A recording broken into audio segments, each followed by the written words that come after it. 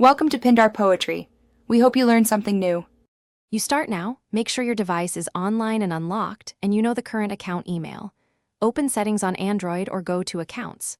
Google, Com on desktop, then select Manage your Google account. Once there, move to the Security tab. This is where passwords live. You do not need extra apps. Make sure two-step verification access is available if enabled.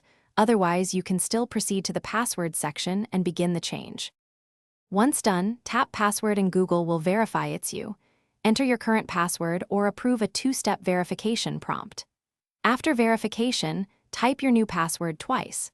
Choose one that's at least 12 characters and mixes letters, numbers, and symbols for strength. Avoid common phrases or reused passwords. You'll see a strength indicator, aim for strong. Make sure the new password is memorable to you or stored in a password manager before you hit save to finalize the change. After you save, Google updates the account and may sign out some devices. Sign back and where needed to restore Play Store access. Update saved passwords in your browser, apps, and password manager so automatic sign-ins continue.